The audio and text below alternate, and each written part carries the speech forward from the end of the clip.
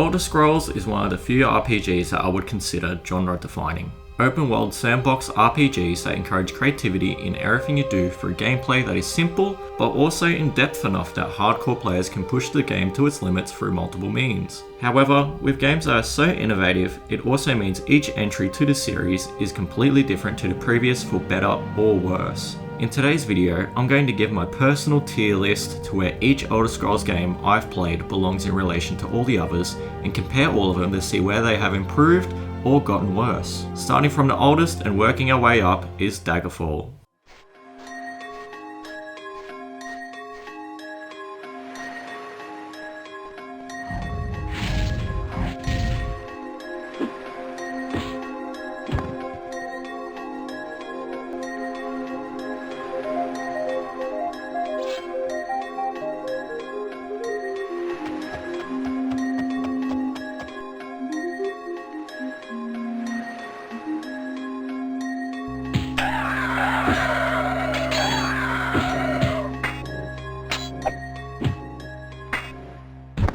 Daggerfall is the second entry to the Elder Scrolls series after Arena and was made in 1996. To start off, the character creation screen is pretty overwhelming compared to Skyrim or even Oblivion. You not only pick your race, major and minor skills and class, but also your background and reflex level. All of this will affect your gameplay. Different backgrounds can change your reputation with different classes of people and could give you a beginning item to help you start out or even amplify a handful of skills. Reflex also affects your gameplay through modifying the speed at which your foes perform actions, which all games from this DOS era kinda had. All in all, it is overly complex, but it can also be chosen through answering a string of questions or just randomly generated. It may seem pretty full on for modern gamers, but this complexity is what RPGs were originally about. They were about making the character that you want to be and also what role you want to play in the world. I feel future RPGs from Bethesda or even other developers should give the option for more hardcore players to go into this sort of depth with their characters and give a more preset or simple version of the system for casual players. Now, story-wise, the game is written pretty well. This game and Arena are the origin of a lot of lore and future happenings in future Elder Scrolls games. I'm not going to spoil too much, but the short story of why you're doing what you're doing in Daggerfall is that Uriel Septim VII instructs you to go to Daggerfall in High Rock to investigate the death of King Lysandus, which was a loyal ally to the Emperor. His death has caused the ghosts of his soldiers and himself to haunt Daggerfall. Your job is to figure out why. Your additional job is to also find a missing letter that Uriel sent that didn't reach its destination, which he considers equally as important. While sailing towards Daggerfall, a storm came, forcing you to abandon ship, leading to you needing to swim into a cave with barely anything, but enough to make a fire. Upon making the fire, a mudslide traps you in the cave. The main story is written extremely well, and the ending will eventually lead to the Warp in the West, a major key event in the future of Tamriel. Gameplay wise, it took me a bit to adjust to how different this game is compared to modern Elder Scrolls. Instead of a handcrafted world with handcrafted quests, stories and dungeons, it's all procedurally generated, which at times can be very jarring. At first, I would collect heaps of quests like every other Elder Scrolls and try completing them all on this gigantic map with massive procedurally generated labyrinths of dungeons, which seems to always put the quest items in the worst possible spots. That's not even the worst part. Everything is on a timer and you'll get reputation hits if you fail the quests, which in some cases will lock you out of talking with certain people until you find a way to raise your reputation back up. Combat is a bit bland as well. Pretty much just swipe at the enemy hoping you get enough registered hits with the dice rolling system, or just blast the enemy with a powerful spell, which if you can do, is actually a lot more interesting than the melee combat. However, once I started to realize that you play this game as more of a sandbox RPG that is procedurally generated, which mainly encourages you to explore rather than just questing all the time, I started to really enjoy the experience. Every dungeon is a new experience and you eventually get faster navigating the giant dungeons, getting way more powerful pretty quick and working out new ways of tackling some challenges in the dungeon that may prevent you from exploring everything. One example was a dungeon where the top sections seemed to have no real way of getting up there. I wandered around a little, figuring out there was no real path to get up there. So instead, I climbed up the dungeon's wall and jumped onto a bridge that then allowed me to explore the rest of the top section of the dungeon. The freedom this game gives you to do whatever you want compared to Skyrim and Oblivion is unparalleled, and I hope does make some sort of comeback to the Elder Scrolls 6, especially climbing and levitation. However, Daggerfall questing is a mixed bag. The plots of the quests are randomly generated, which is cool, as every quest will be completely different, but as soon as the quest mentions dungeon, I have dread, as it's a dice roll whether you'll be able to do it or not, at least in the early stages of the game. Also, the controls are a bit wonky, but you got to remember, this game was made in 1996, which is crazy when you think about how ahead of its time this game must have been back then. In my opinion, I give Daggerfall A tier. If you try to play it like a modern Elder Scrolls game, it will be a pain to get through, but if you play it on just what it's actually trying to be, which is an extremely open and expansive sandbox RPG with procedural generation, then you will have a much better time. The only thing holding it back, keeping in mind this game was made in 1996, is that the questing in dungeons could have been improved by putting some form of marker that gives you an idea where to go. Regardless, it's a good game, and since both the original and the Uni version are free, you should definitely give it a try. What do you think of our city, Outlander?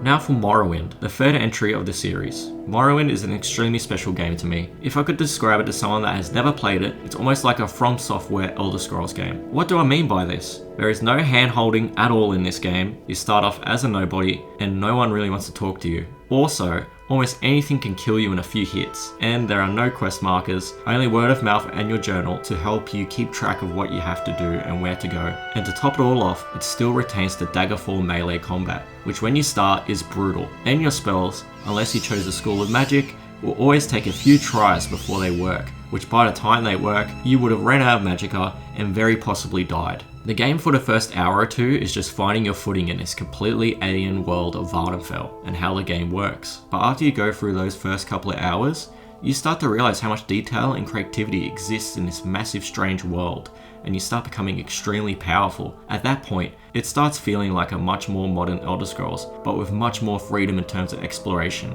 game mechanics, and also more freedom to do quests however you feel like doing them. The game feels pretty similar to Daggerfall, but has been trimmed down somewhat with slightly less skills, no longer having a background or reflex option, and a lot of other features like banks, buying ships, climbing have been taken out, and a lot of factions have been taken out. But it's still pretty in depth and much more polished than Daggerfall, especially with a fully handcrafted world. I would almost say it's perfect. The only difference I would make is maintain the background selection, but in the main story of this game, it makes sense why it would be absent. The writing in Morrowind is something modern Bethesda and Obsidian could only dream of. The depth this game has in the story with not only the main quest, but a lot of the side quests and factions could reach the center of Nirn. A quick rundown of the starting story is that you were taken prisoner by the Imperial fleet to Morrowind, ignorant to the role you were going to take in Morrowind's history. While you're asleep, the voice of Azura tells you to fear not, as you have been chosen. Throughout the game, you come to realize that you are the chosen Naravar that is destined to punish the tribunal for their wrongs and defeat Daggerfall. The story is written extremely well and with a lot of depth, nuance, and even plot twists. This isn't only in the main story, but also in the faction quests and side quests. Since there is no voice acting in the dialogue, a lot of depth and detail can be put into the characters and lore, which completely leaves Skyrim and Oblivion in the dust. Gameplay wise, it is pretty similar to Daggerfall, but without the procedural generation, slightly less spells, although there is still a ton you can do, including levitation and recall. The armor system is still in place and has even more detail where you can pick between left and right with gauntlets and pauldrons, but the biggest thing has to be you can actually finish quests without a time limit, and also without getting lost in a maze of dungeons, which this, on top of a massive handcrafted world, is just perfection. There are a few things that I feel should have been changed. Lockpicks and probes should have been able to be used without swapping out your weapon. Magicka should have been able to regenerate, although very slowly, and I feel the inventory management system could have been definitely improved. But all in all, the game is perfect along with all its quirkiness. Another awesome thing they retained in Morrowind is the in-depth faction system. There are a lot less factions due to a smaller area, but each faction feels completely different and each has their own opposing faction, which could potentially lock you out of certain guilds. An actual gameplay example of this is with the Fighters Guild and the Thieves Guild. If you were to do the Codebook quest while in the Thieves Guild, there isn't any way to complete the quest without getting permanently expelled from the Thieves Guild, unless you pickpocket the book from Solitude, make her fight you from taunting her, or using a frenzy spell on her. This system of rival factions and them having their own justifications for what they are doing and how their goals differ from rival factions and even interfere with other factions is major world building, which when playing the game makes it feel like there is actual meaningful choice to be made, rather than the game letting you just join all the factions regardless. All in all, I feel Morrowind is extremely close to the perfect Elder Scrolls game, as not only is the gameplay extremely good, but also the writing and freedom you have is next to none, and still to this day has not been replicated by any future entries in the series. Apart from a few nitpicky things and the dated melee combat, I rank Morrowind S tier. It should be one of the hallmark games that represent what an RPG should be.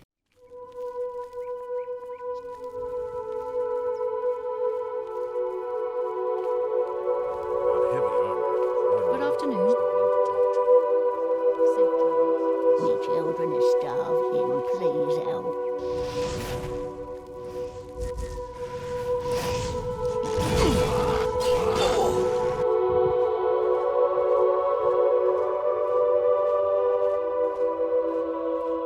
Oblivion is the fourth installment in the main series, and also has a special spot in my heart as it was the first Elder Scrolls I've played and made me fall in love with this series. I'm not going to let my nostalgia skew the realities of the game, however. I'm going to analyse the game on what it is. You start out as a prisoner in the Imperial prison for unknown crimes. Coincidentally, your prison cell is the secret passage out of the Imperial City for Uriel Septim, who is being pursued for his Amulet of Kings. The Emperor allows you to follow them out of the Imperial City due to the Emperor recognizing you as the one in his dreams. Upon reaching the end of the sewers, you become trapped with the Emperor and his Blade's guards. Before he is assassinated, he tells you to take the amulet to Joffrey as he can find Uriel's last son, so he can light the dragon fires to protect Tamriel from Mehru's Dagon and the inevitable Oblivion crisis. Story-wise, I think the main story is actually pretty good, and is actually pretty close to the level of Morrowind, but just barely doesn't reach that level. It's not to say that the main story is bad. At some points, it just feels almost too repetitive and too streamlined with no actual choices the player can make from a gameplay perspective.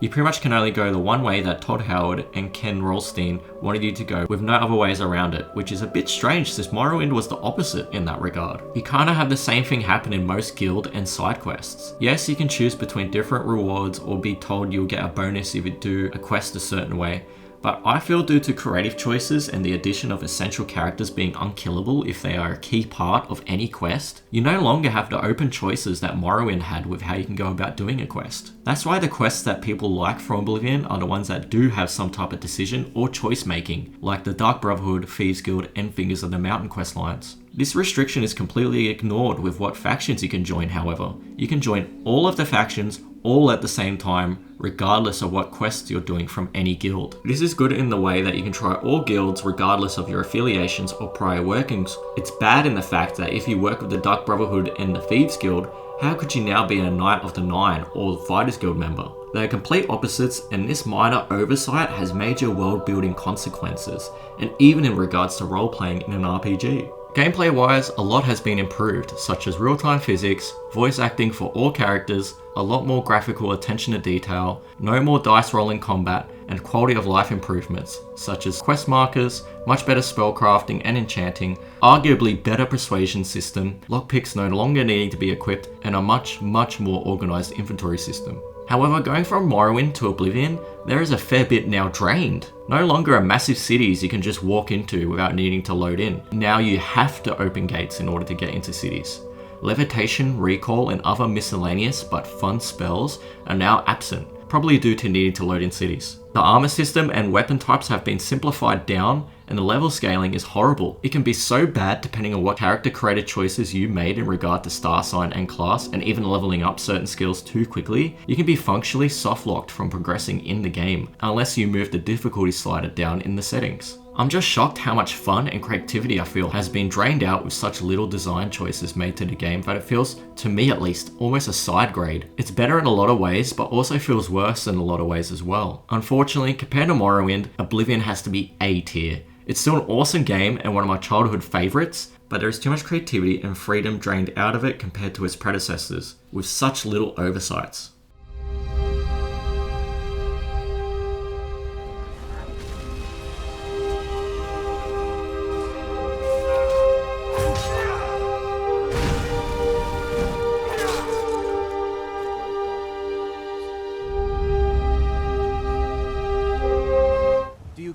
our district very often.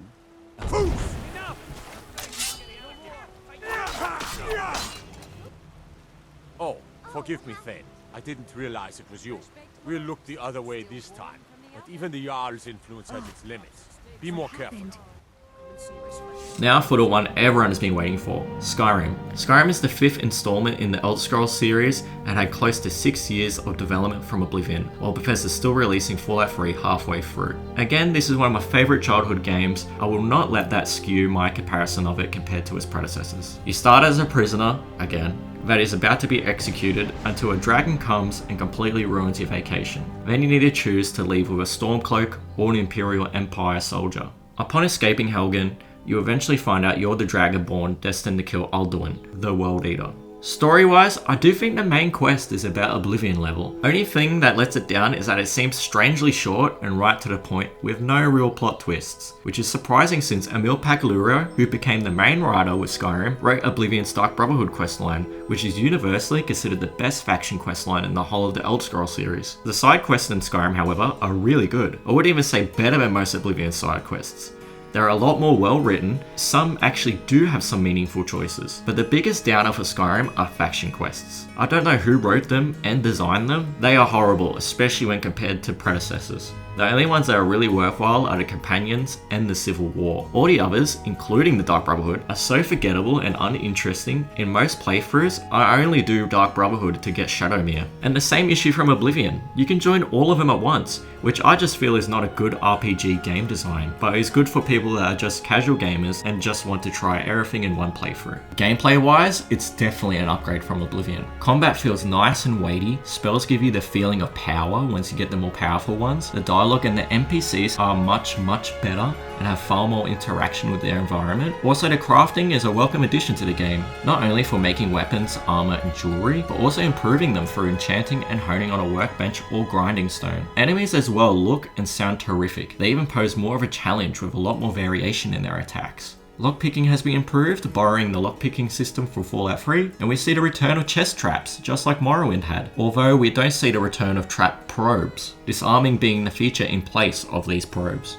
It's not all good though. The RPG aspect of the game has been toned down massively. No more attributes or classes, only skills, and stamina, health, and magicka increases, and star signs which are optional. What this means is that there is no more speed or jumping increases, or any other little increases to certain aspects of your character. All increases can only come from the new perk system, which uses the skills from previous games, but extremely condensed down, or even some favorites being removed. Or you can get your other increases from the stamina, health, and magicka system, which means you lose a lot of character fine-tuning and the endgame sandbox freedom. This extremely disappointed me as a kid that played Oblivion for hundreds of hours before Skyrim, as there was no longer any endgame sandbox type fun. No more jumping across the map in one leap, no more making overpowered spells in Arcane University. The enchanting system as well was really rebalanced, which again, although much more balanced, did take away a lot of endgame freedom. Speaking of spellcrafting was removed due to the system feeling too spreadsheety, which I think is a half lie. I think the other reason was you could potentially bug this system to make powerful spells without needing to charge them up, which is what you have to do with the more powerful spells in the base game, which in itself I don't think would have been a bad thing. Another big thing that was changed was the even more simplified armor system, which removed greaves and cuirass, and it made both those things just simply armor, which again removed another form of fine-tuning of your character's stats and looks. All in all though, Skyrim is an awesome game. They wouldn't remake it 3 times and people buy it all 3 times if it wasn't that good. The only issues with the game is that it's extremely dumbed down in RPG aspects, which I think does the game a disservice to what its full potential could have been. So I will seat it at A tier, so close to being Morrowind level for me, but it sacrifices a few too many RPG elements that I feel shouldn't have been altered at all. Plus the writing with the main story could have been improved a bit more, and the faction quest lines could have been improved a lot more. So all in all, for me, Morrowind is my favourite Elder Scrolls. I feel it does everything you could possibly want from an RPG while having systems that encourage creativity in gameplay and also allows an amount of freedom in terms of quests and exploration that has not been matched by any Elder Scrolls since. This is not to say all the others are bad games, but personally for me, Morrowind ticks all the boxes for my type of Elder Scrolls game. You guys comment down below what is your favourite Elder Scrolls game, and if you guys enjoyed the video, make sure to like and subscribe, and I'll see you guys next time.